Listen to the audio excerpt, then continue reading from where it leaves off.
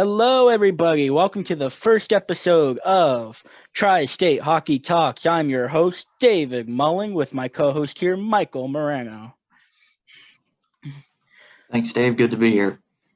Good to have you here, Mike. This show, we're going to be going through the three Tri-State hockey teams in the New Jersey, New York area. As we know, they are the New York Rangers, the New York Islanders, and the New Jersey Devils.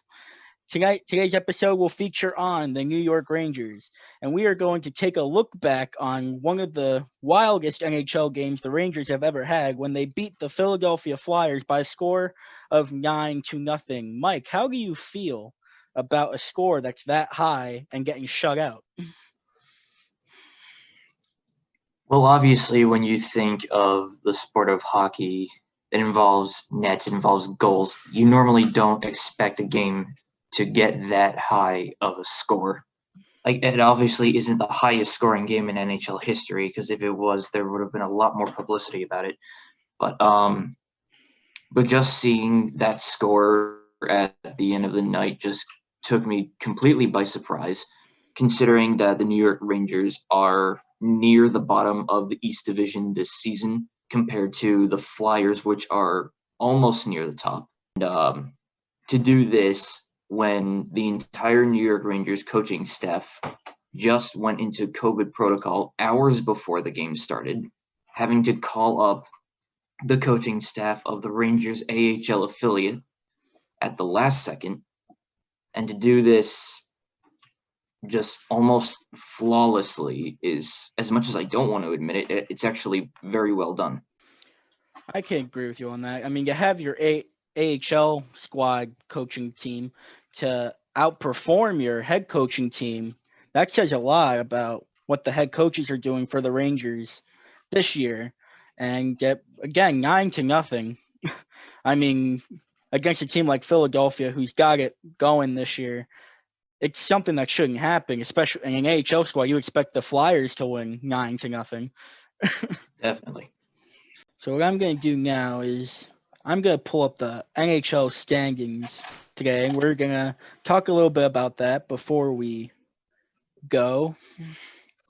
Now, as you can see here, you have the 5th place Flyers losing to the 6th place Rangers. Yes, that definitely raises some eyebrows. It really does. If you're trying to make a playoff spot, 9-0 is not it. It's just unacceptable, especially when you have the Bruins slipping up here. I mean, you're only 3 points away, and the Rangers are starting to get their fight and where they could see it. And not even that, if everything goes right, you could even see the Devils trying to make a push. We're not even halfway through the season yet for some of these teams, but all these teams have a good shot if they play like how the Rangers did. Especially if the teams in the bottom two, the Devils and Sabres especially, if they start getting their acts together, then they could be a very, very real threat to the teams in the top four. They really can.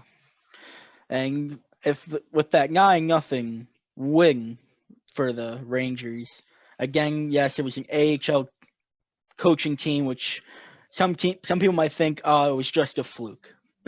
There's always a possibility of it being a fluke. That's very true. I mean, who knows how long the actual Rangers coaching staff is going to be under COVID-19 protocols, but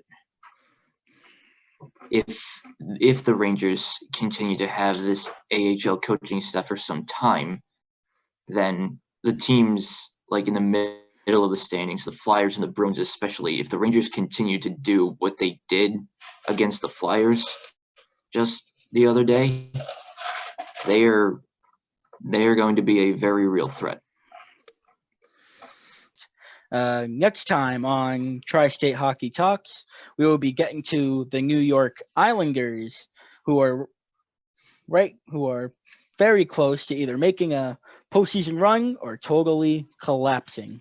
So that will do it for us here on Zoom. Good night, everybody.